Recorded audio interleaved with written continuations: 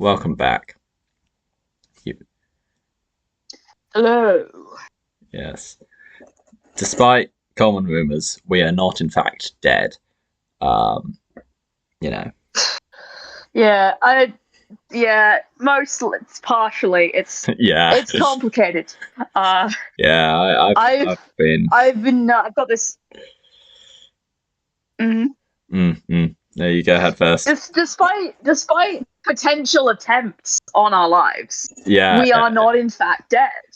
We have been, the people who have intended to murder us have not Despite succeeded. my attempt on my own life by taking far too much caffeine and writing my dissertation, we're still alive. Me, but with essay. The attempts on our lives come from both outside and inside sources. I've decided to just become nocturnal this week in order to work on my essay. This has had no negative downsides so far, but I look forward to finding out about them as it progresses. Yeah, but as a bonus treat for there not being an episode last week, this one's early and is last week's episode, but is this week because time. But if we say it this week, then it's early. It's time travel. In order to be on brand with the show. We decided to time travel your episode. So no need to thank us or anything. That's us going the extra mile for our listeners. We give so much shit about our listeners that we time traveled the podcast into the future for you. Hope you fucking appreciate it. And speaking of things our viewers, listeners, subjects should appreciate, our wonderful advice segment. What would the Doctor do? Yes. Well, tell them how to live their lives in the manner of a cult leader, but because they need to be told it. Yes. Like cult leaders, but dear listener, we've we've got some advice. We've realised that you need our help.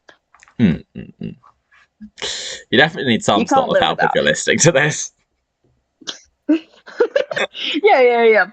But if it's our help, then that just makes you more dependent on the podcast and thus more likely to continue to listen to it. We can also clear your thetans. This counts instead of therapy. So I've been listening to a lot of podcasts about Scientology this past week, and I'm therefore insane. But anyway, advice. Nice. And today we have a possibly anonymous asker. They didn't really specify, so I'm going to keep them anonymous for their own anonymity. And they ask, how do I do well in exams? So do you have any, It's a crucial question, and I think when it comes to that question, you do need to take into account the sort of the two sides of that question, which is, how do I do well in exams, but also should I do well in exams? Because I feel like we've got advice to answer each of those questions that are quite different. Exactly. Because I think you do need to think, do you really want to do well on your exams? Yeah. Is that really your priority? Yeah. And what does that say about you and the fact that you're going to be evil? Yeah. Because, if you want to do well on exams, the answer's well documented. You've got to eat chips. It's just known. Eat chips. You don't even need to ask us for that, right? Yeah. Go on. But, you're asking us because you want the true insight. And, all you've got to remember is, the Doctor, he gets 51% on the fourth attempt, is it? It doesn't do well on exams. Kind of fuck it. You know who does do well on exams? Whose degree in cosmic science is of a high level? The Master. So, Yeah. The evidence is pretty clear. And so it is odd. It is odd that the Master does better than the Doctor in the world of sort of scholarship, because a doctorate is higher than a master's degree. So it's like, who's really winning academically? I think the master has an actual degree. I think the doctor's like a self-proclaimed doctor, It's like that time in... Yeah. But I'm just saying, like in... Yeah. No, I mean, the doctor's the equivalent of that time in, the early 20th century when you could just call yourself a doctor. And, well, that was true in America. I don't think it was true here because it was a slightly less insane nation. At the time when they're like, be elitist. It's hard to try and prevent that. But... Yeah, but America's trying to become more insane at the same time, so it balances out. It's the rare political segment of Podcast Wrestling. We're never usually political, because we're a Doctor Who podcast, and Doctor Who's not political. We're never usually political. Good thing that we won't be covering any episodes of this show that have any sort of politics to them in any way. No episode doesn't have any politics to it. Our first episode... our episode doesn't have politics in it. No. And I mean this one actually sincerely. I'm just foreshadowing. The first one we're going to talk about, Delta and the Bannermen. I mean, it could have politics in it. I didn't see any. Okay. But like that, you could draw politics from it, probably. It could have politics knew what happened in it. Okay, this is good. You are not on it. This means that I get to go off on one. So there's a lot of people who like Delta the Bannerman. I've heard for years how much people like Delta the Bannerman, and now that I've seen it, I can say, what the fuck are you people talking about? Because this is the episode that I would show someone if I was a BBC exec trying to justify cancelling Doctor Who. Yeah, that's fair. Yeah, there are things about it that I kind of like in the way that it's just kind of ridiculous, but not in the sense of that I could call it good, No. I just couldn't. And we started off this talking about politics. My main criticism of Delta and the Bannermen is that it is fucking nothing. It is an episode with nothing on its mind. The characters are paper thin. The plot is as thin, like it is as surface level and as shallow as it appears. It's just nothing. Right? Like, the plot of the episode is... The thing about Delta and the Bannermen... Yeah, sorry, no, you go ahead. I have a thing to say, but you should go first. No, because the plot of the episode is, the Bannermen want to kill Delta, and that's it. And then they don't, because the Doctor defeats them. And we're never explored why. Like, they are the least interesting villains in Doctor Who history. They're bad because they're bad, Like, what? And it's just so much of just like, none of this matters. Yeah. It's so nothing. It's a bit... I heard a... Oh. Your audio's getting a bit funny. Good now? Lovely. Do I keep going or do we stop and then see if we can figure stuff out? No, we're good. We're good. Alright, cool. It's so nothing. Like it's so devoid of a plot that it sort of makes, like what I said in terms of, you could maybe figure out some kind of political something if you knew what was happening in it, is that because so little is really like functionally happening in terms of like what is it actually about, it makes you kind of want to find something in it. If that like things technically occur in it, but to no end and in the meaning of nothing. And as someone who like has a brain that is like constantly trying to like ascribe deep meaning to shit, right? Like I have essay brain, pretty much at all times, but especially now because it's essay time. So like I look at Delta and the Bannerman and I try to make something of it. And I know that I'm failing, and it's like how people treated like fucking, I guess it's not in the same way, but like Sherlock series 4, people try to like turn it into but it's secretly this, but it's secretly that, and like sometimes things are bad. And I feel like I need to come to terms with that. I mean, I think Delta the Bannerman, most of the fans I do for it is a fun one, but like the fact is, like I can refute that because it's not fun for me. I enjoyed it because it's Whosock. I always enjoy watching Doctor Who at Whosock. You know, it has to be actively annoying for me to not enjoy it. And, like, it has to be really quite bad for me to not enjoy it. Yeah. But, like, it's not... My idea of a fun one is, you know, if Frontier in Space had more space politics in it, you know, that had less action. No, I'm being facetious, but, you know, my idea of a fun one, as we visited previously, is the Timeless Children. So there's something wrong with both. Exactly. My idea of a fun one is people being miserable and dying in space.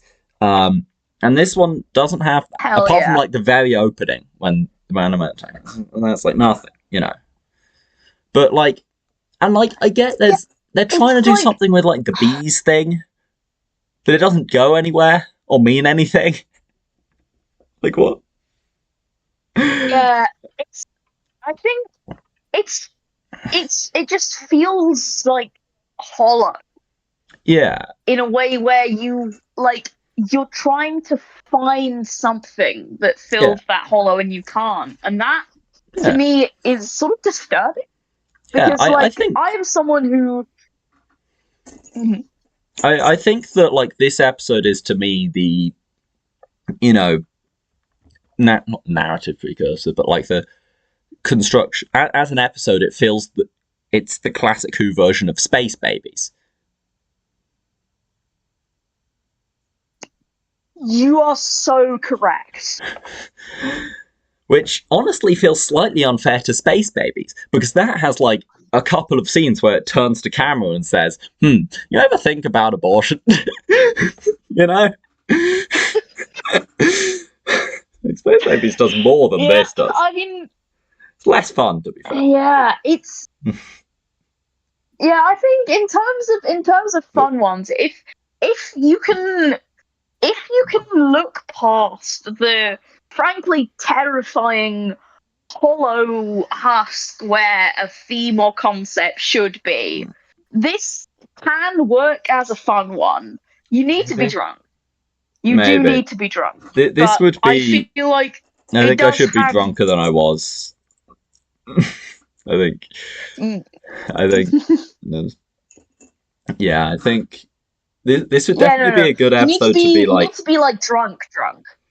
Yeah, this would be a good episode to watch if you were, you know, not really processing... It's like watching the end half of Morbius, where, like, it doesn't have an ending, but that's fine, because I've never been sober enough by the time I get to that, you know?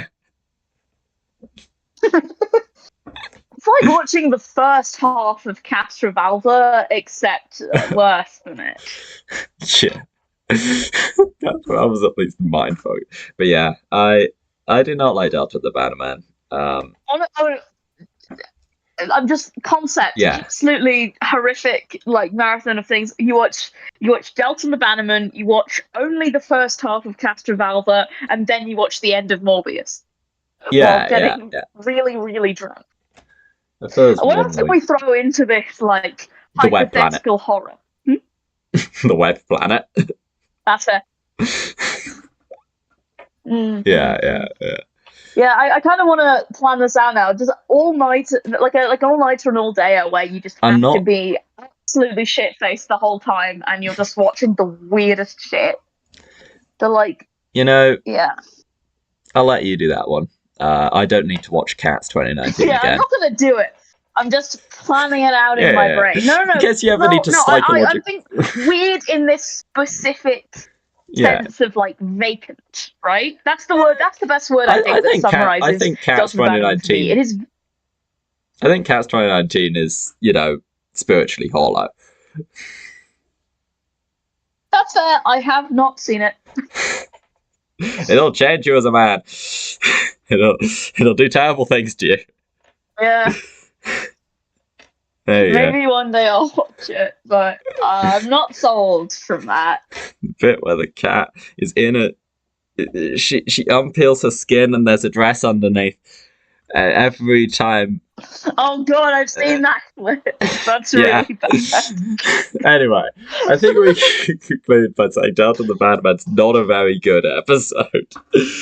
And in fact... As a musical episode, however, can we review it on the terms of musical episodery?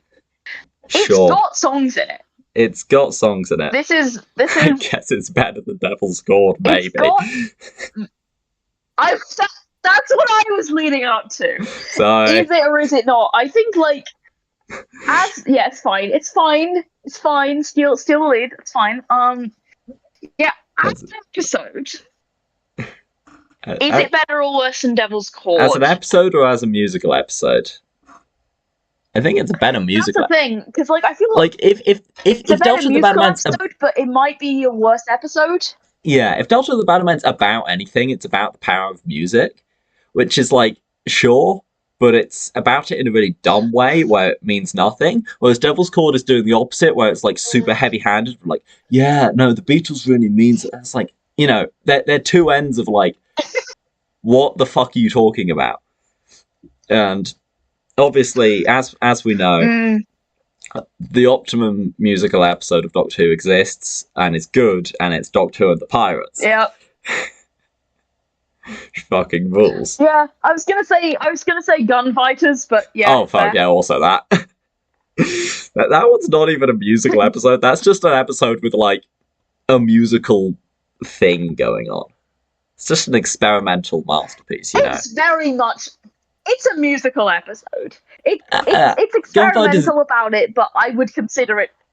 I think Gunfighters is more it's a ballad, right? It's an episode being told in the form of a Western ballad, in the same way that Beowulf is a work of poetry. It's not an episode about music or a musical. Yeah, it's not a musical. It's a ballad. Yeah, no, I mean musical episode, and then it's an episode that is centered around the framework of the music, not in the sense that it is falling into the sort of canon of the musical as a device. I mean, yeah. I think Gunfighters is, it's more about almost the music exists to be part of the mythos of the Old West as a concept. Absolutely, yeah. No, it feeds into the setting, and I think it's really crucial to the framework of the episode itself. Yeah, exactly. Oh, we're going to any lengths to not talk about Delta of the Badlands. It's not. But I think I'm trying not to talk about it so much as it takes a lot of effort to talk about it. It is just natural to not talk about Delta of the Badlands. Okay, I can talk about one more thing of Delta of the Badlands, which is Ray, who was originally meant to be the companion to replace Mel. And I think a lot of people think you're a companion, but you're comparing her against Mel and TV Mel. So, I don't. But then again, Ace isn't particularly good at Dragonfire, so who fucking knows? Who knows? Season 24. I'd say Ace is better in Dragonfire than Ray is in this. But... That's fair. I think my overall take is that the Seventh Doctor is still my favourite Doctor, but that's just because of the amount of Seventh Doctor content I've consumed. Season 24 is a statistically small proportion of it. I don't. No, I would rather be a Paradise Towers enjoyer and defender. It's a banger. I like Paradise Towers. I think it isn't great. I think it has flaws, like the acting, and a lot of the rest of it. But it's good in ways. I think that the acting does kind of go with the vibe that it has. I think it's got this. I would sort of put this in the kind of. I think the main villain, sort of theatrical sort of episodes. And I think the main thing with Paradise Towers to me is I saw the Happiness Patrol first, and that is just a better episode. And every time I watch Paradise Towers, I'm like, I kind of would rather watch the Happiness Patrol. Yeah, I mean. I would rather watch Happiness Patrol than many things. That doesn't make those things not good. I do think that Paradise Towers, it's the thing is that when the stories that aren't in season 24 are really, really good. I think that I think Paradise Towers, it might not be quite as good as most of the rest of those stories, but I think that it is much closer to those stories than it is the rest of season 24. I think Paradise Towers is like caught between two worlds, because that is an episode that wants to say something. My personal opinion is that it doesn't get across what it wants to say well enough or explore the themes deeply enough. But, it's caught between, like, being an episode that's completely vacuous and trying to be something clever and interesting. And it's kind of the weird middle ground that's, yeah. I think it does a decent job. I think one thing I find good about Paradise Towers is the way that it sort of shows how the sort of situation they're in, the circumstances they're in, how that's kind of shaped all of the different sort of individuals, whether it's the sort of the groups of the gangs, whether it's sort of Pex and his behavior, or the old women. I think like I really like the world building in just the ways in which people have sort of learnt to behave, and the ways in which people adapt to that situation. Yeah, I my personal thing is I don't think it really goes far enough or deep enough into that. But yeah. Wow. Let's talk about our next episode, because that was a great review of Delta and the Bannerman, everybody. I hope you liked that review. Delta and the Bannerman and not anything else. Delta and the Bannerman mid. It's not mid. It's bad. Delta and the Bannerman. We'll workshop. Now, I say let's move on to our next episode. But for reasons that make sense, purely to us, I think, really. Actually, it's our next half an episode. So each of us have watched the first three parts of Invasion of the Dinosaurs. Yeah, you gotta keep the pause in there. Yeah. You've got to delay. Well, it's that's if you think about it, in this space we would often review like one episode of Torchwood. Yeah. And the length of the entirety of Invasion of the Dinosaurs is quite a bit longer than the length of like one episode of Torchwood. So it makes sense that we're doing half and half. It makes sense. This is why we chose to do it. No other reason. Absolutely. I do like that Invasion of the Dinosaurs is the one episode in all of Doctor Who where they don't reveal like what the thing is in the first, like where they do the first episode's just invasion and then the second one's Invasion of the Dinosaurs. Like all the other episodes where it's like twist, surprise, the thing that's in the title is in the episode. But this one they did. I mean, I don't know how effective that twist would have been. When I watched it, I knew it was Invasion of the Dinosaurs. So, yeah. But I try to get into a mindset of like, I don't know what this is. What could this possibly be? You gotta try and set yourself there. That's the thing. This is why we need to like get someone on the podcast who like was there when it aired to say like, how did you feel when it turned out to be a dinosaur? Yeah. So we'll see what we can do, if we can get any consultants on or anything. Yeah. But in the future. So obviously there's a lot we can't really talk about in this episode, like the second half of it. Yeah. But also like how it works overall. Like the second half of it, for example. Yeah. Yeah. Also a lot more. In terms of the first half, Go ahead. I've really enjoyed this so far. I feel like I really haven't watched enough John Pertwee.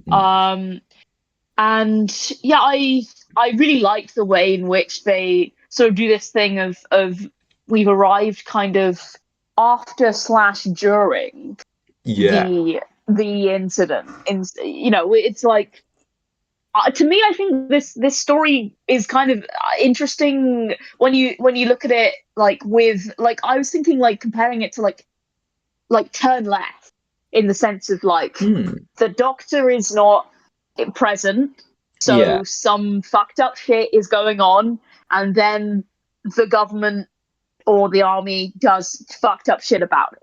Yeah. Love that. I feel like the story doesn't super go into like the absolute horrors of, the sort of military control that's going on. I feel like that's sort of a thing that you watch the episode and you're like, oh shit, we're gonna explore this, and then it's like, no, they got out, it's fine. It's there was another guy there, fully. There were many other people who were just. I think it's but that's.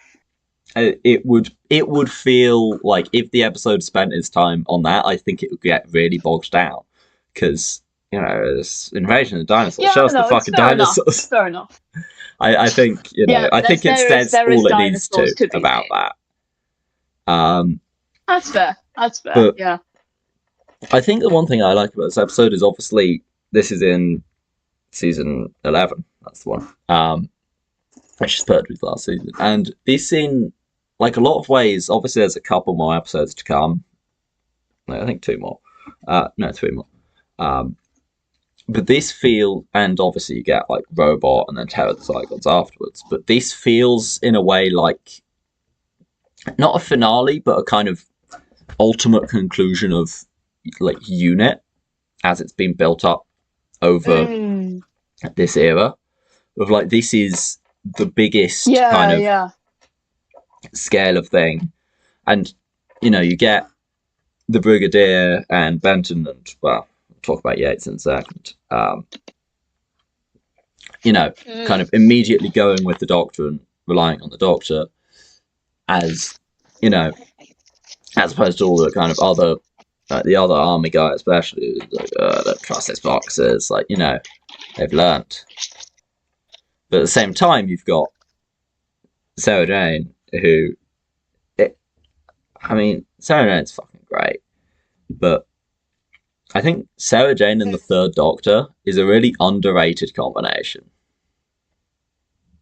Oh, definitely. I honestly do prefer Sarah Jane and the Third Doctor's interactions to Sarah Jane and the Fourth Doctor.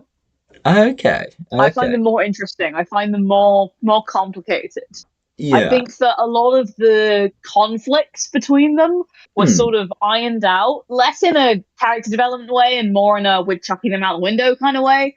When it got to the Fourth Doctor and Sarah, I'm not sure I quite agree with that. Not entirely, but I would say it's been sort of somewhat toned down, and I think. Yeah, I think just that's. I think a lot of that's more the character difference between the Third and Fourth Doctor. Of the Third Doctor's just more generally condescending. Yeah, I get why it's the case, but I just find it less interesting in terms of that dynamic. I think that the sort of clash between the Third Doctor and Sarah, and also just their tendencies to be like, well, fuck you, I'm going to go do my own shit, is really good. Yeah, well, I think that's also... And I think, Sarah Jane works really well in this kind of scenario, especially, right? Because this is her expertise. She can find shit out. She can, investigate things. Yeah. So don't mind me just opening up a can of Monster Energy. Let's continue. Yeah. Yes. So great one for doing so great at the moment. Brigadier. Caffeine wise. And then fucking Yates. Yates. This is really good, especially how are you talking in terms of this feeling sort of a culmination of Unit? The fact that we also see this as really, I think, in the ways in which Yates has been affected, you can kind of see that as a sort of microcosm of the sort of development of Unit, and then we kind of see this real notable shift. Yeah, and obviously, 3 parts in, haven't really got the full explanation of what he's up to, but we'll see. We'll see. We'll see. But yeah. We haven't talked about the dinosaurs. We have not talked about the I think that the dinosaurs are one of the less interesting things about the story. in a way. Like, I like the dinosaurs. I think they get unfairly shitted on for being, looking stupid. They look kind of stupid, but I like them. Yeah, there's some good bits. Yeah, like, I feel the bits with the T-Rex in the warehouse, those are quite good. The bits when they're always standing at the end of a street, like the actors can't get close to them, and they're like, it's approaching us. No, it isn't. Less, perhaps. But it's good, but yeah. We've been in for half an hour on thing. Yeah, I think for me the story is more interesting in the ways that it isn't about dinosaurs. Yeah. In terms of the ways in which you see I think it's a really good story for Sarah Jane. Yeah. I think that it's a really good story in terms of Yates so far. I'm finding that really interesting. And I think just like the ways in which the invasion has impacted everything, and we see that, and we see the bureaucratic issues in unit and different people clashing over what it is they should be doing. This is a good story for that. Yeah, again, absolutely. Really good unit story, really good story in terms of, and this is what unit should be. Yeah. They're not great. Some people are trying, some people are dickheads, some people have everyone's got some kind of agenda, but several of them are evil about it. Yeah. And the Doctor shows up and someone's like, oh yeah, Doctor, help us out with this. But at least one person, hopefully several, have got to be like, who the fuck are you? Fuck you, we're not listening to you. Yeah, absolutely. I don't mean for this to turn to a rant about new unit being bad. However, have you considered new unit is in fact bad? I have considered this quite a lot. Yeah. Oh. Really? Honey? Who knew? Who knew? Yeah. Well, we'll have to see where a lot of this goes, because the next few episodes could fuck this completely. We'll have to see where it sticks the landing, and fucking ended good, but I do like it on a spaceship. Fascinating. Cliffhangers. Got to keep watching. It's the correct way to watch Doctor Who is in parts. That's why it's in parts.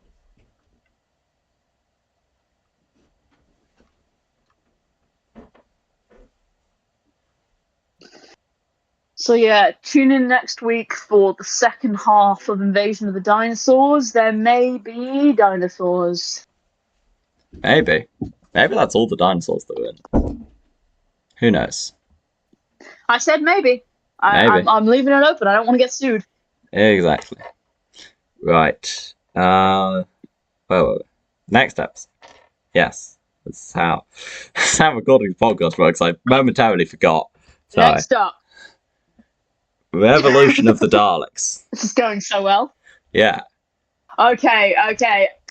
I really like this. I really like this one. I liked it a lot. This is a banger. This is a banger. I was quite worried after the Time as Children, right? That like the spell had broken, right? Like the Chibnall magic had faded, and I was just gonna like see what so many other people see. I was just gonna see garbage. But this episode fucking rules. Wasn't perfect. It's brought back. It's pretty good. Even as someone who feels more positively about the Time as Children than most people, I fully acknowledge that Time as Children is not really all that good. This, however, fucking is. First of all, I want to just give a shout out to the fact that this episode brings back an iconic Doctor Who character from the past. That character, of course, being the Pating. Can we talk about the Pating cameo? There's so many fun cameos in that prison bit. It's fucking Pating. Pating! The Pating is there. Not only is the Pating there, but then at the end of the episode, when Ryan is talking about all of the monsters that they've faced, at the end of his speech about them, he saves the best for last and brings in his words, the mighty Pating. Can we talk about how this is a great episode for Pating enjoyers and Pating enjoyers only? No, everyone. It's a good episode for everyone, but I still don't know if you've actually watched Shiranga Conundrum, and therefore I am convinced this might be an elaborate bit. I have been in the room I have been in the room while it was playing. Fair enough. Anyway.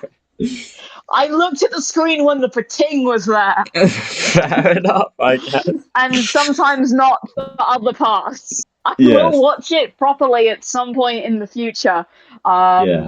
In my defense, it's definitely got some yikes elements, but you know what? It's so good to see the pating in a good episode. That's what I like to see. Sure. Yeah, that's a lot of fun bullshit going on in that prison. I think the pating's back. It's good. I like seeing the Doctor fucking broken.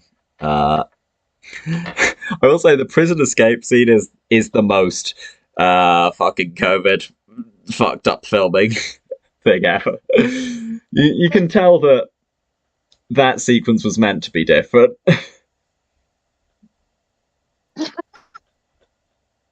What can you fucking do? Yeah, I guess. Got more important stuff. Like Daleks. Yeah. Daleks. God, I love the usage of Daleks in this. I think so far, of the two New Year's specials that we have seen. So I'm leaving. I've seen like part of Even the Daleks. I'm not gonna go there until I've watched it fully and thought about it more. But so far, the two New Year's specials. What was that? Even the Daleks is. Anyway, we'll get to it. I'm sure. We'll get there when we get there. But I really would like to praise both New Year's specials that I feel like I can have opinions on the fact that they do interesting things with the Daleks. Yeah. Really interesting things. I think Resolution is really great in the way that it shows kind of the horror of even without the shell, the Daleks are still, these incredibly powerful beings. But I think this is even better in the way that it sort of shows these. I love the thing of these Daleks that are just the shells. Yeah. Resolution is about how the Daleks are without the shells. And Revolution is about how the Daleks are when it's just the shells, and they're both so I really like the Daleks. I don't know if you know this about me. I don't carry around a big cardboard cutout Dalek with me everywhere. Wait, but I do that. For those who are listening and don't know me, there won't be any people listening who don't know me, but it's really cool that it's like it's literally we're taking apart the Daleks in these New Year's specials to show the ways in which they work when stripped away from different aspects of them, and it's like an entire reimagining that just works so well. And the themes, can we talk about the themes? I'm dying to talk about themes, and the monster energy is starting to kick in. Oh my god, the themes. I love Daleks as the political, the current, the Daleks as Nazis, and I think seeing these, seeing them kind of being used as tools to suppress protesting, and it's good. It's politically interesting and crunchy because it's so real. It's so I really like the political commentary in this episode because it is so current and so real. Like it feels so current that it kind of predicted the future a bit. Like Jack Robertson is Elon Musk. Is anyone talking about this? Are we talking about this? This is the thing of Jack Robertson at the time clearly meant to be like a Donald Trump stand-in. From current hindsight, he's far more of an Elon Musk or a Peter Thiel or like any of those fucking insane Silicon Valley people. No. But like, dude, it's so. Yeah. Sorry, and you go ahead. I already. I mean, I think my one complaint about Politics is that I think there could have been more of it. Obviously, but I think there's quite a few things going on. Well, about 3 things going on, maybe 2. Because one of it's obviously talking about, and they synthesize and they synergize of obviously the Daleks as kind of law and order and, you know, police and that aspect of it. But then also this idea of, you know, ostensibly moderate politicians, how easy it is to, you know, buy into... To fall into fascism and to use fascism to make things easier for you as a politician. And to use the rhetoric of safety and security. And when it's like, you know, safety for who, right? Yeah. Sorry, go on. No, that's exactly what I was going to say.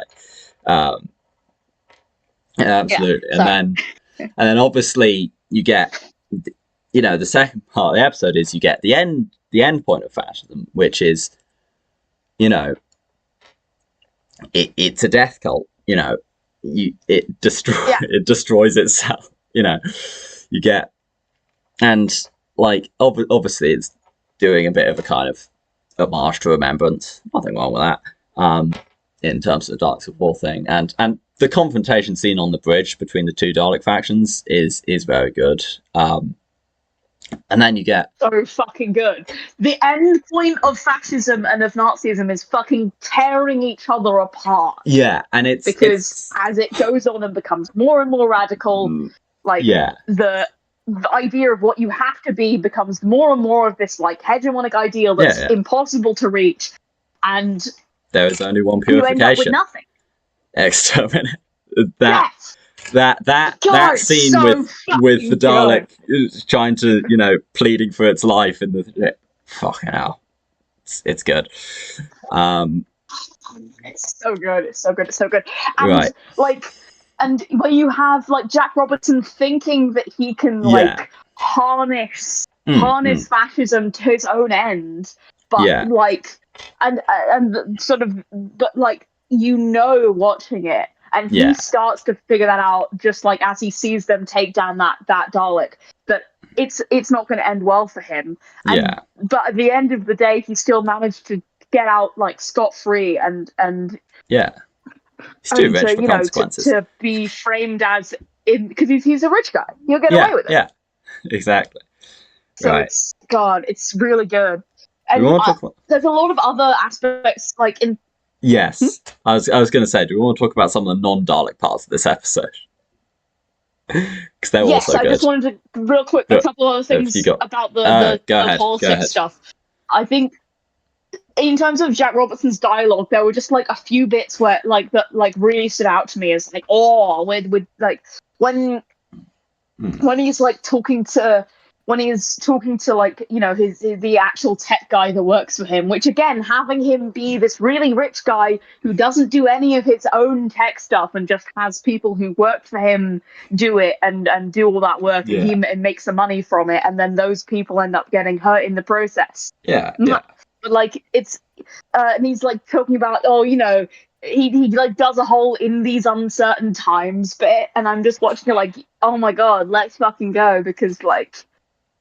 God, as someone who got really sick of hearing in these uncertain times in every speech and every advertisement, hearing that come from the villain of the episode really stood out as good.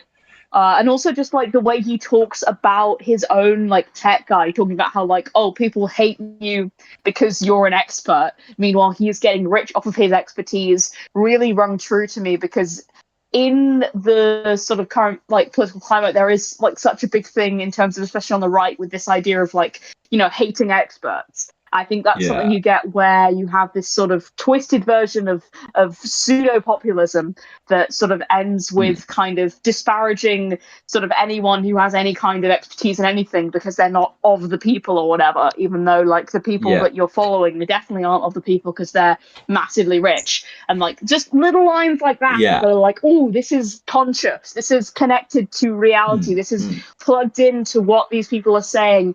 And it's like, it's the episode is like winking at me. It's nodding at me. It's saying, hey, you're looking at this. You're seeing this. I think it is an episode that has aged incredibly well politically. Unfortunately for like it is the world. So... Yeah. And just also one more thing about the Daleks is that when you first see the Dalek shell is opened up and it's empty inside, for me that like hits so hard because it feels like this desecration almost, you know? It feels like, especially like, and the fact that it's AI. AI? Anyone? Fucking anyone? Like, come on. And I haven't even mentioned shots at AI. Two episodes in a row. Yeah, but I haven't even fucking mentioned yet, like, the obvious parallels between that and, like, you know, the police robot dogs and shit that are meant to take down protesters and stuff like that. Like, it's so plugged in, it's so prescient, and it's so good. Yeah. It might be, I think, one of my favourite examples of political commentary in Doctor Who of all time. Maybe. That it's a long list. I mean, it's a long list, but it's just really good. Circling back to what you were saying about like the Daleks and the empty casing there, like, I don't know. For me, there's that kind of thing of inevitability of like, this is a thing that was designed with a purpose. You know, no matter what you think you've done to it, no matter how you think you're gonna use it for good or whatever. No, this is what this was meant to. This is what this signifies. This is where this leads. This is inevitable. Because as the audience, you know, this is going to end up with fucking Daleks. But, you know, the inevitability works in this case. It bolsters the episode. But yeah. Absolutely. The non-Dalek parts of this episode. Because this episode is Which are also so good. Yeah. This is also the departure story for Ryan and Graham. And, you know, it's so good. And also, I love the Yaz writing in this episode. Yes. I will say this. Best Yaz writing in an episode I've watched so far. Except, I mean, I guess... I'd go Demons of Punjab, right? Fucking... Yeah, Demons of Punjab is really good, but I think it's really good in ways that aren't connected to Yaz as a character, you know? Well... I feel like it's... In terms of Yaz characterization, I feel like it's less about how she relates to her family and her identity, I think. That, I think, comes across really well in that episode. Yeah, that's fair. I definitely want to rewatch it. Yeah. I think with... Because I feel like I have a more definite view on Yaz as a character now. I'd like to rewatch that episode with that in mind, because I think I was more focused on the actual story of it, which is also really good, and the other sort of characters involved, like from her family, and less her. Like, off topic. Already so much to say. Sorry, you start. You say things before I inevitably jump in and start rambling. Yeah. I can hear the monster energy growing over the course of this podcast. But yes, let me start. I guess let's start with Ryan and Graham. This is a good exit. They leave for, you know, understandable human reasons, being as they are understandable human characters. Not trying to show shit. But like, Ryan's arc has built up quite a bit. Graham's arc's built up a bit less, but I do like that it is more important for him to go and have a life with his grandson than keep fucking around the universe. Yeah. Or I have thoughts about that. Sorry. I hate to interrupt you, but go ahead. No. Oh my god. It kind of hit me when I was watching the end of that episode for the second time when I did my sort of rewatch of it today before the podcast. Of like the way that sort of Graham deliberately choosing to step away from, even though he enjoys the traveling in theory, in order to stay with Ryan and have a sort of normal life, and the way that the Doctor feels about that specifically. I think I haven't really seen a lot of people talk about this, but we have Graham and Ryan as this sort of grandfather grandson thing. Yeah. How does the Doctor look at them and think of Susan? The other day I was listening to Relative Dimensions, which is an amazing audio story that I don't think you'd like because it's very much a Christmas special. But it is Very good. But yeah, no, that yeah, I was thinking that because I was thinking it from Graham's perspective. Obviously, you know, time back to the previous, second previous. I forget that Spyfall Part 1's a New Year special, but time back to resolution of and all the other stuff we know about Ryan's dad of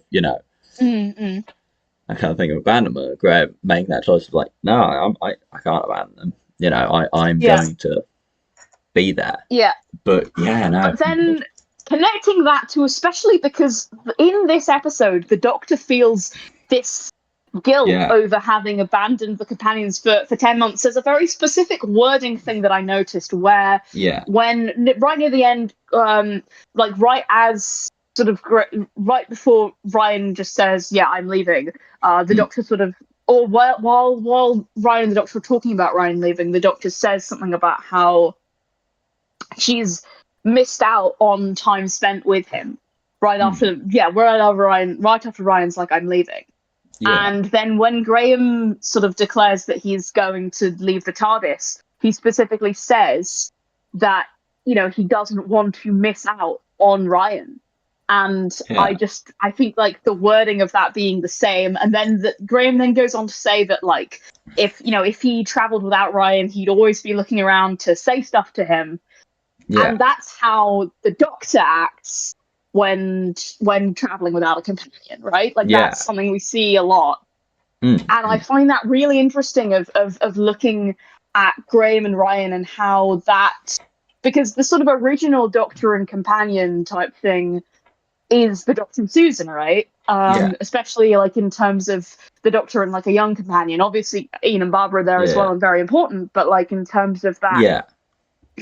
And I just find Graham and Ryan so interesting in the ways in which that links to the Doctor and Susan. And I never really thought about that.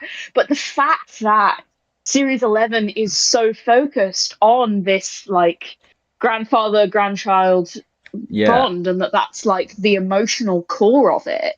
You know, in a lot of ways, I think that Series 11 is exactly what the show needed and is so good at being both something very new and something that feels so linked to classic Who.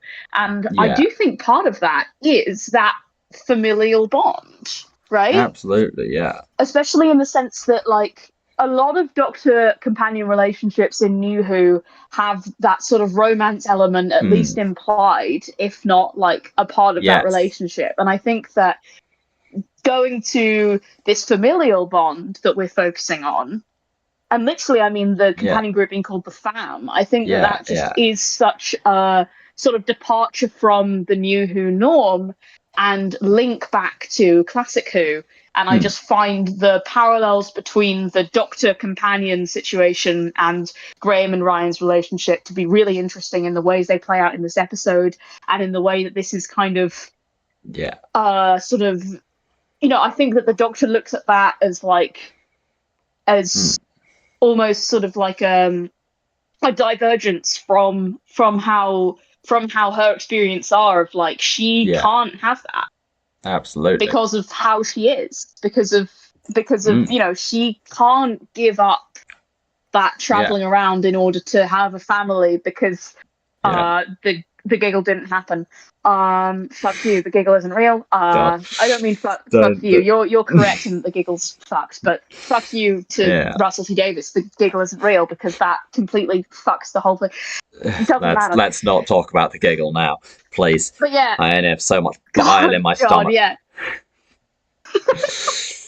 But yeah, I feel like I've gone really round the houses and rambled, but it's just speaking of, it really stood out to me. Speaking of how New Doctor companion relationships are more romantic, oh god, it's not quite there. In this episode, it's good. It is good.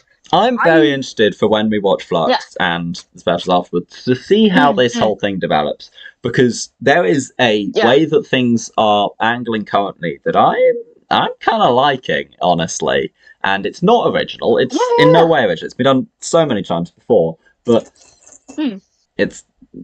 But I know Chris Jimble listens to Big Finish.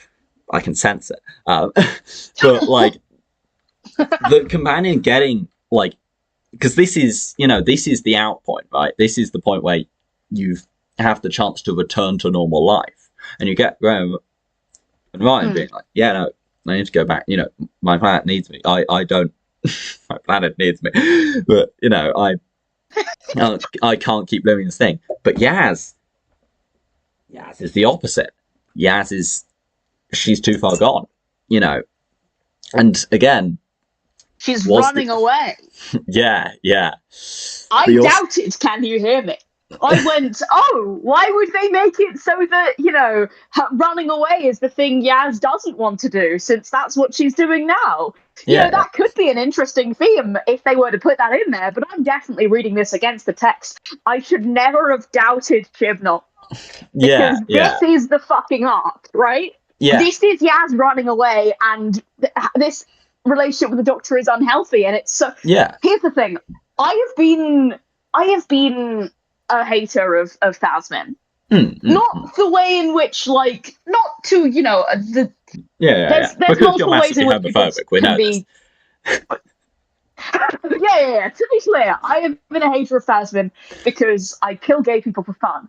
But also because whenever people make any sort of Phasmin content, I often see the content that I see, I don't go looking for it, but if I see anything, it often tends to be very just sort of fluffy nothing, the Delta and the Bannerman of relationships, if you will. Sure. And I think that says a lot more about how fandom treats lesbian relationships. I think how fandom treats how it's being portrayed any relationships in the actual show. Yeah. No, I do think there is something very specific about the ways that relationships between women have all the edges sanded off very often.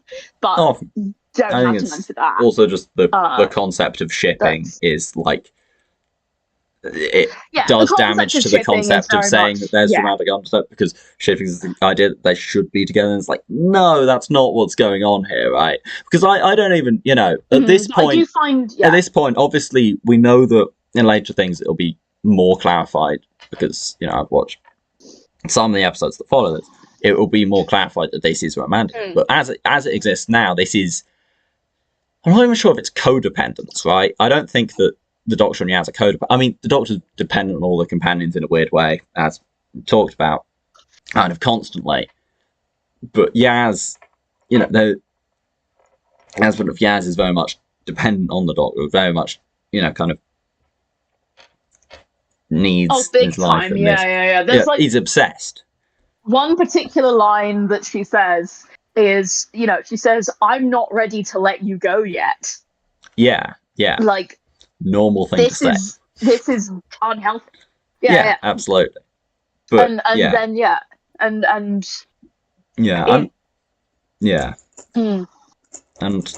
it's a line of, is it romantic? Is it not? Well, it's somewhere in between. These things are complicated. Yeah. I think Yaz, because honestly, for the past two seasons, I've been thinking Yaz is a bit thin on the ground. She's not as interesting as she's not as fun. But we're getting more to her character, and this is good, because she's now the sole companion until the next guy shows up. Yeah. And there's two of them. I am genuinely looking forward to seeing more of Yaz and to seeing how her character is going to be. Which is good, because I was really kind of dreading this. Yeah, you know what?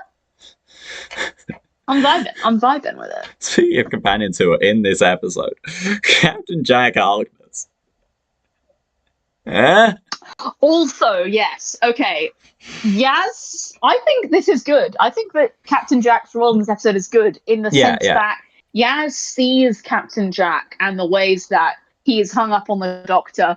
And this is kind of, I don't know how this arc plays out, but this reads to me as her beginning to realize, oh dear, is that going to be me? Is that me right now? What's going on? Because he's, So I like Captain that. Jack is broken for a whole host of other reasons, which we'll get to when we watch Children of Earth, coming soon. Also, the rest of Doctor. the Children of Earth special episode, which will occur someday, eventually. At some point, yeah. It is funny seeing, like, probably Doctor Who Captain... I don't know. It is funny seeing Doctor Who Captain Jack and Torchwood Captain Jack, because they're quite different characters. Torchwood Captain Jack is less horny. Right? Yeah. Yeah. Like, he's still cultivating what I'd consider an unhealthy workplace environment, but, like... I think he tried. I think he's not the only one cultivating the unhealthy workplace environment. Yeah. I'm saying it's his fault necessarily as the boss, but it's mostly Owen doing it.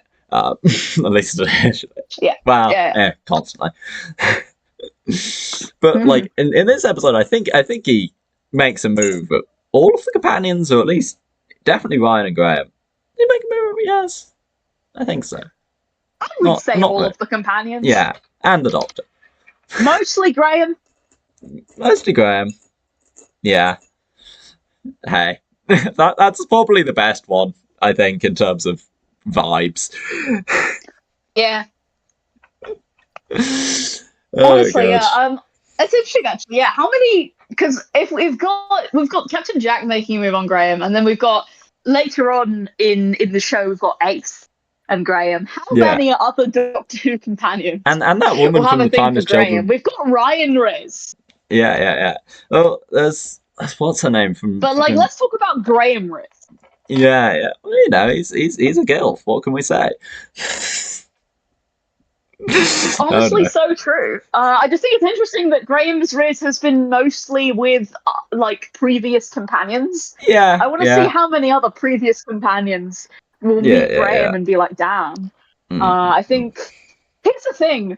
Graham and Ryan's spin-off, Glenn, it is so set up in that episode. They go off, they literally describe the places that they're going to go and the situations they're going to get into. At the same time, though. I'm going to have to write the fan fiction. I'm going to have to write the fan fiction. Oh, I think you're going to have to write the fan fiction. But at the same time, I think it's like, this spin-off wouldn't be as interesting as we think. Like, it's like, okay, cool, two guys again. Like, they're fun characters, it'd be fun, but like, at the end of the day, it's more of a, you know, the story goes on. Yeah, there's a lot of that. Fair. It depends who's writing it. Me saying, am I going to write the fanfiction implies I've not already started writing the fanfiction, which I have. This is true. Yeah. I'm writing the most self-indulgent thing I possibly could. It's called Ryan Krantz and Graham Stern Are Dead. And it's like the Tom Stoppard play. Ryan Krantz and Graham Stern Are Dead. Yeah. And it's part Tom Stoppard play. It's part the Time War is involved. Oh, right. It's elaborate. This is good. That's the thing, is like it's mostly a spin-off of a Doctor Who Companion Chronicles audio, but we don't need to get into that. Brilliant. So, yeah, you know, in my kind of brain rot, it's, you know, the specific brain rot that I have that we'll get onto in the next segment of like the Ryan and Graham stuff is less. This is set up for a spin-off, and more. This is set up for if you want to run your own Doctor Who RPG campaign where you play as Ryan and Graham. I want to do that so bad, dude. Can we do that? Maybe. Oh god, Stitch. Just saying that actually does sound very fun. Yeah. Maybe. I'd have to buy the updated version of the Bull book because I've only got the 12th Doctor one. I don't know why. Oh yes. The Series 8 one. Sorry. Fucking love how much that. Yeah, the one where Series 8 is the only Doctor Who to ever exist. Yeah, it's so funny. It's like, the Scovox Blitzer. We all know the Scovox Blitzer. Shut the fuck up. Anyway, where were we? Revolution of the Daleks. It's good, actually. It's definitely on episodes really that good. Are like. It's actually so good. Word beginning with R and then of the Daleks. It's not the top, but it's up there. And considering the other episodes and all that, that's saying a lot. Yeah. Remembrance, Revelation. This one's... I don't know why I put this in regards to Revelation. They're very different. Yeah, it's better than Resurrection, I like them both a lot. I think I'd put it I might put it above Revelation. I think that it has more, especially the way that it manages to juggle both really good companion writing, character writing, and really good kind of political and Dalek writing. I think I like Revelation a lot, but one thing about it is that, I think it's very much about the sort of setting that it's in and the sort of secondary characters there, which are really, really good, but it doesn't kind of manage to, it doesn't really juggle that with like the Doctor and Perry having their own character stuff, because they just don't. Which, to be fair, is, Classic Who is less concerned with companion character arcs generally. You say that. Not concerned with it. It depends. I'd say a bit less concerned with it. Yeah. It does depend, but I would say, I've been watching quite a bit of Hartnell stuff recently, and fucking hell. Dalek Invasion of Earth. Oh, yeah, fair, but like that era, like... Yeah. Anyway, talking about Dalek characterization, time to get on to our last segment. I like how every episode the podcast gets longer. This one, I think we've had the least episodes to talk about, and it still might be our longest episode. How have we done this? I truly was expecting this to be a short one, and then I couldn't go and write my essay. I think we said a lot of shit. To be fair, we talked about like 50 episodes in the Delta at the Bannerman segment. That's just how it goes, Yeah. Right. That's how it works when you're trying desperately to talk about anything other than Delta and the Bannerman. Anyway, Gate Continuum. Let's talk about it. I guess I'll give a summary. Would you like to give your summary? Yes. So last episode, the burning of Dalek Gamma. There's actually been a pair of episodes that have been incorrectly titled. Prophecy did not fail; it came completely correct, and Dalek Gamma didn't burn. Well done. Well, it burnt a little. But yes. What can you do? Yeah. Occupational hazard. Yeah. But yes, the Daleks fucking invaded and killed a lot of people. But then the party found a genocide bomb in a basement, anachronistically, and cooked up a plan and killed all the Daleks on Dalek Gamma, thereby changing the course. Well, yes, the ending of the episode. Let's start with the ending. Very good place to start. Yeah. Absolute. Yeah, banger of an ending, but makes me really. I'm really looking forward to how this is going to.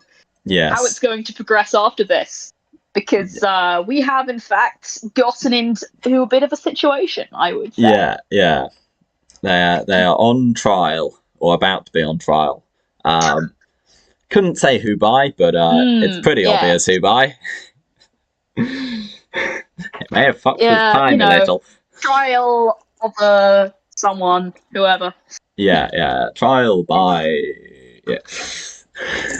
by Time Lord. Yes. Or something. Who knows? Yeah. Could be anyone. But yes. Yeah. It's actually just going to turn out to be just like a regular trial. It's going to be the fuckers from alarm, guys. It's going to be the fuckers from Keys of Marinus. Let's go. It's going to be the Justice Machine. Yeah. Yes.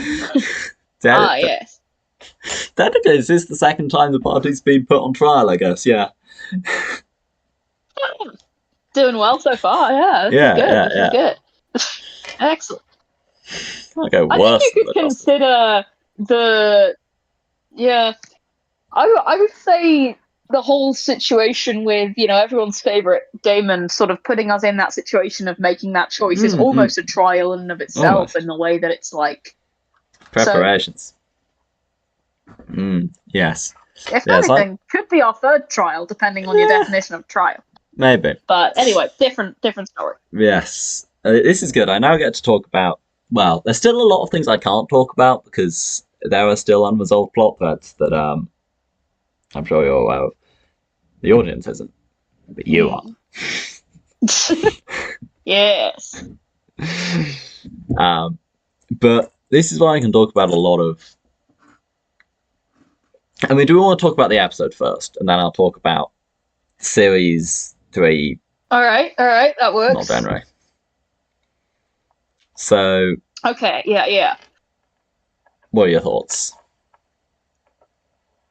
I really enjoyed it. Definitely, I thought it was.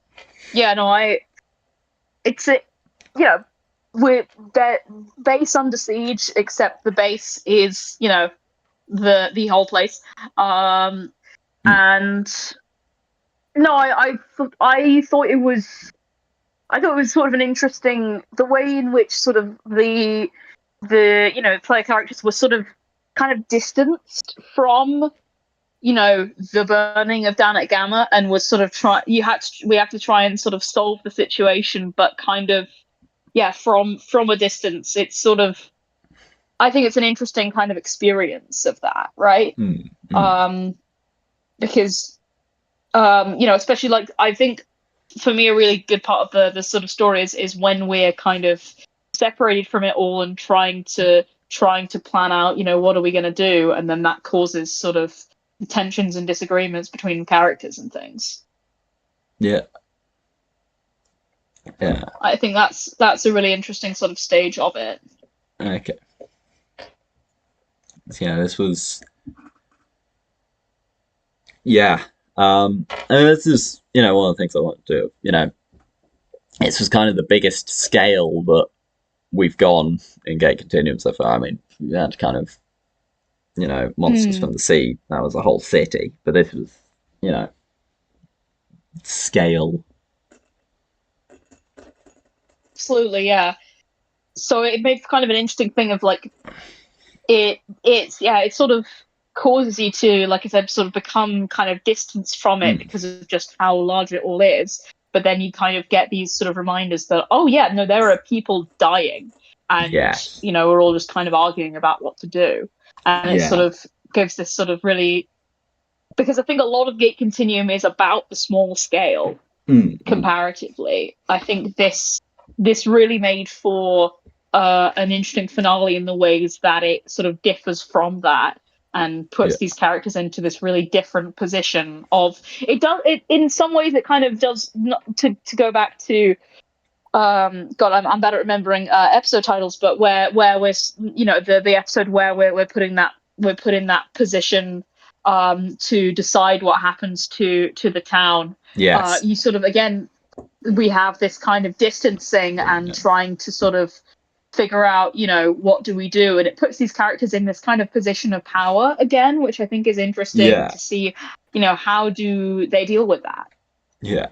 Because, like, I can, show my hand now is, aside from, Voice of Angels, the first episode with Kronzon, wasn't really about this, but from that point onwards, like, every episode since then, this whole series has been about getting these characters to the position where they use the genocide bomb. And it was, if you didn't use it, you didn't use it, and that was what happened, But it was getting you to a position where you make that choice, right? Yeah. And, obviously, there's introducing the genocide bomb, and there's, what happens with Mavrock. Then there's, like, this was the thing of, arcs of, the Ugarit Bronze Age collapse thing of this, probably not my best story, but it's it's not doing anything physically towards what's going on, but it is exactly a microcosm of what is going to happen in 2 episodes' time. Absolutely, yeah. And then, again, as you were saying with The Devil You Know and Green Knight, giving you the choice, putting you in that situation.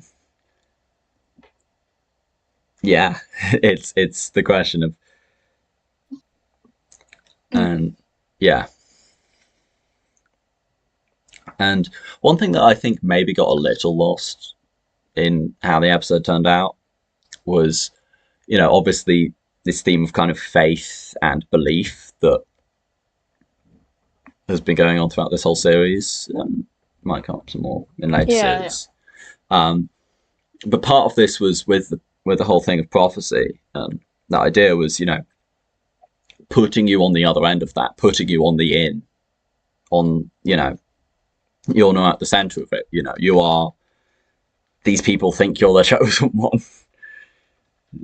Yeah. Mm-hmm. Seeing how the characters react to that.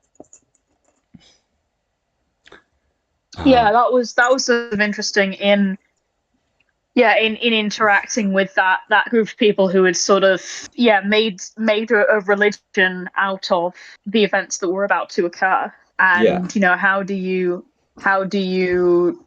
deal with that, and do you accept do you accept their willingness to sacrifice themselves because it's useful to your end goal, even though it comes from this sort of unhealthy kind of sort of belief, like based on, and this is one thing I want to talk about, because obviously that was based on completely inadvertently, but based on the actions of a previous player character. And there's one thing I wanted to kind of talk with you specifically about, of like, this episode is two-parter, really touched on a lot of series 1 stuff and Gate Continuum history overall, but I'm interested to know kind of what your perspective was on it. Yeah. Well, I found it very interesting. I'd heard a lot of what sort of occurs in series 1, but in the sense of it sort of being kind of recapped. So I didn't have the same kind of awareness as the other players, and Bentley wouldn't have the same awareness as the other characters about what was sort of going to happen. Like the Daleks thing came as a surprise to me, and I think that I think it's very interesting to see it play on that history, because I think I said before, it's going to be sort of inherently something that contributes to sort of character clash when you have characters who have very different associations with this situation, because you have characters who live with Kargax and who are really affected by that loss, and then you have Bentley coming in, who doesn't know shit about this guy. So this was I found that interesting. Yeah, and this was Bentley's first time meeting Daleks, obviously. Yeah, absolutely. So that's also a sort of interesting thing, in terms of that you have everyone else having this very specific association with Daleks, and then Bentley being like, they were in a war, maybe. They did some bad stuff, I think, in the past. It's very funny. 30 years in Bentley's future is Dalek's master plan, so But we're not there yet. Bentley doesn't know. Bentley doesn't know. He's not going to live that long. Okay, that's a threat. All right. But I thought he wouldn't have lived that long if none of this had happened. You wouldn't have outlived Bentley Maverick, the first one. I don't think. Yeah, that's fair. Maybe. We'll find out. Maybe, we'll find out. Maybe he becomes immortal. We don't know. Maybe. It's possible. Maybe. You can try. We could go full Jack Harkness ripoff, right? Yeah. We'll see. As I said, there's a lot of things that I've got up my sleeve. Series 4. Okay. But yeah, back to the episode. Yes. I definitely I found a lot to sort of enjoy in the sort of situation. It's very much like one of those stories where it's sort of, you put the characters in the situation, and then they kind of figure out, how do you get through this? What do you kind of do in that? So I think it was very much determined by sort of, the players trying to figure out, what do we do? There's sort of Bentley trying to figure out, how best he can sacrifice himself to fit the situation. Yeah. It's a classic. Yeah, there's just be like, can I melt my brain more, perhaps? Fan. Yeah, it's yeah, I mean, yeah, and decisions, things, genocide bombs. But yeah, genocide bombs. Yeah. And it's interesting because at the start of the episode, both Bentley and Duncan were really worried about the genocide bomb specifically, and like, oh, what if it gets into the wrong hands? What if someone uses it? Yeah. But then it ends up being Bentley who suggests using it. Yeah. Even though the original Bentley, it was the original Bentley who tried to destroy it. Yeah. But Bentley's been pushed into this whole situation so much that he feels, no, we have to use it. Absolutely. So. And this was, my point of view, the episode was very, from my point of view, the episode was very much, I'm going to keep doing Daleks doing, horrific things, and we'll see how the players react. We had some good Dalek horror vignettes. Yeah. It is, obviously the inspiration of the Daleks is pretty clear, but one thing I wanted to kind of get across with the Daleks, and I a lot of thinking about Dalek psychology in preparation of this episode and in general. But one thing I want to get across to the Daleks is it isn't just about like a kind of, they're not logical. They're not cold. They're not cold-blooded. They don't, they kill ruthlessly, but they fundamentally, it's not just about hatred. Like that can't explain the whole mindset. It's about, there is this kind of level of almost, lust of killing, right? Like that kind of sadism, that it's not joy, it's not happiness, but that kind of gratification of causing pain, right? Yeah. And satisfaction in being torturous. I see it as a sort of pride as well. Like, absolutely. It's part of the Dalek identity. It's part of it's like, in order to be a Dalek, you need to do this. It's all part of the sort of desire to become the purest sense of the Dalek. And what the Dalek does is kill and hurt. So you need to do that. Absolutely. And like that, I got quite a few of the scenes of them. Kind of thought there's one bit that, one kind of just line that I'd prepared that I didn't get to use and probably was never going to use because you were never going to try and reason with the Daleks.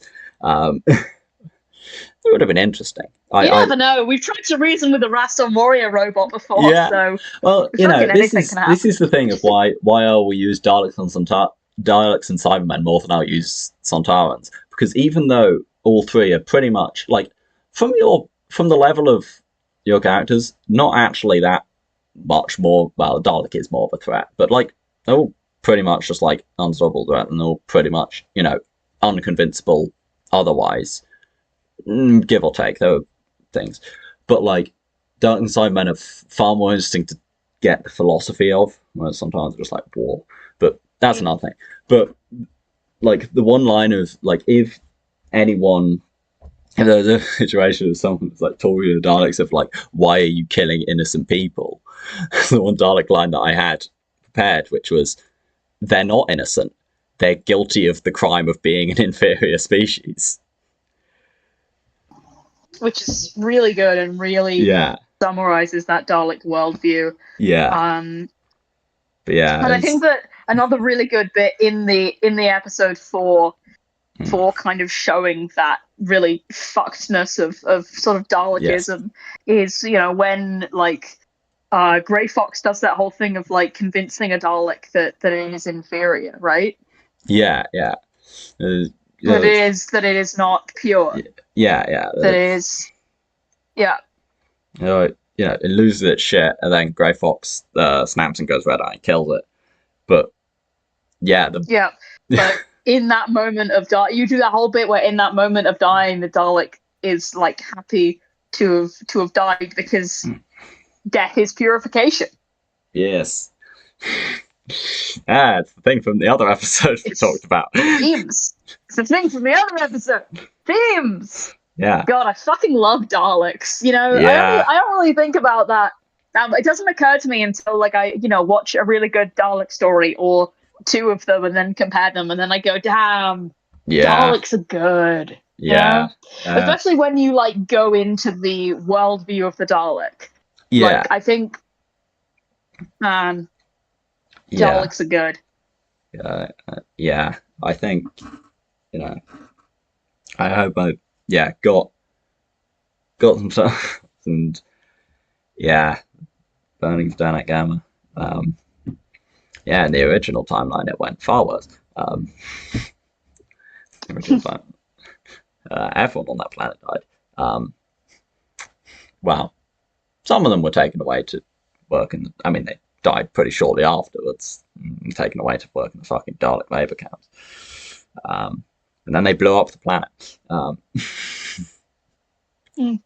But that's in the other time. Well, now we've fucked with the timeline, so we've created a far more... Another thing that I think is worth... Yeah, no, go ahead. Sorry. You'll think first.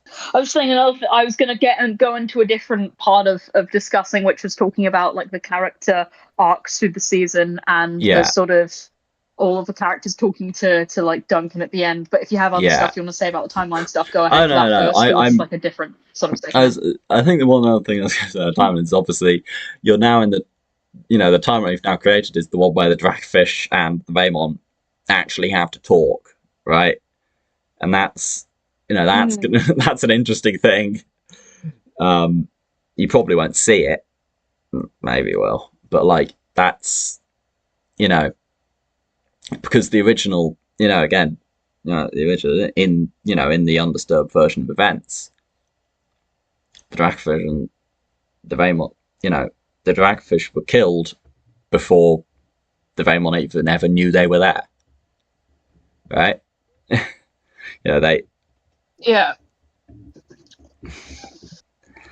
It's well, let's go character arcs in the series, because some things have happened. Some things have definitely happened, have definitely occurred. Do you have anything that you want to say generally about that first? Because obviously I have like very specific in terms of thoughts of my character, but you'd have more thoughts overall. Observing it and kind of telling the sort of story as. So how do you feel about it? And has it gone how you thought it would? So I'm quite glad that none of the characters died this episode. It was very possible. Dogs are not fucking around. Yeah. Grey Fox got very close. Were there any characters who you thought were more likely to die? Grey Fox, obviously. Both like before doing the episode and in the process. Grey Fox always. Grey Fox always. Yeah, that's fair. It was Jane David shit. He was rolling terribly. He was rolling so badly. Yeah, it's the fucking breakdown of the rolls.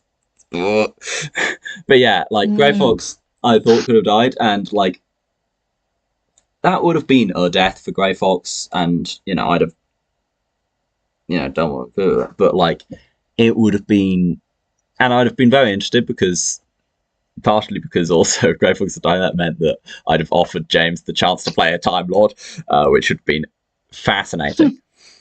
But oh my god, James playing a Time Lord. Yeah. The ability for like absolutely fucked plans. Yeah. But I'm very glad that none of the characters died, because these things have not fully resolved, right? Like, especially Grey Fox is the psychosis, the break between Grey Fox and New Brain and Red Eye, and how these things are going to shake out in the end. I don't know where that's headed. I've got possible ideas, but maybe there'll be some sort of change. Maybe it'll go the way that it's looking like it's going, which is Grey Fox is gonna die, right? Got close, but we'll see. And then but it's been interesting seeing that progress over the season. And Isaac's in a very good place now, but I think Isaac's entire world is about to be fucking flipped. Well, I think everyone's entire world's about to be flipped. Yeah. But I really liked Isaac dealing with his fear and his trauma. That was interesting. That was really good. Yeah, that was. Yeah. And then Duncan. That's been something I think we've been kind of building up over the season of. Absolutely. Yeah, of all that. After kind of at the end of last season of like of Isaac getting re-traumatized. Yeah. And then we kind of go into this and having to face up to that. Absolutely. And then Duncan. Duncan and Bentley. Truly fascinating. I think what are your thoughts? Go on. So this is the thing. I don't want to. Well, I don't think there's necessarily any spoilers. You're meeting Time Lords, but I'm very much looking ahead because Duncan and Bentley. I think currently they've hit a weird kind of stalemate, right? I don't things have happened, but the fundamental beliefs that each character has, and obviously I'm able to talk to both players, and I can't reveal too much, but the fundamental beliefs that they have and the ways they interact with things and each other have hit this kind of this lock, and I wouldn't know where this would go, but now going into the situation when the Time Lords arrive, all of this is going to change. Absolutely, yeah. It's going to be interesting to see because I feel like, they kind of reached this thing of both being kind of able to. It kind of went they got to the point of maybe this town can be big enough for both of us if we kind of stay in our lanes a little bit more, attempt to slightly trust each other with our own respective fields, right? Yeah. And now there's fucking Time Lords. Yeah. Because they're used to kind of being sort of butting heads as the egos in the room. Yeah. With kind of Duncan and his technology and Bentley and his sort of psychic abilities. Yeah. And now there are fucking Time Lords, right? Yeah. So it's going to be interesting, how they both adapt to that, whether they kind of, will that cause them to get on better in the sense that they're kind of both against the Time Lords? Well. Or will one of them kind of sort of takes the Time Lords more? Or, it'll be interesting to see how that will affect their kind of temporary ego truce, I feel. Yeah. Well, it's also, so much of the kind of underlying friction between Bentley and Duncan has been about the gate and, the ability to travel in time, the ability to interfere with time, that, again, the egos and, control of that. And I think, for starters, you've been deprived of the gate, at least, immediately. Yeah. That is going to be fucking with both of them very strongly.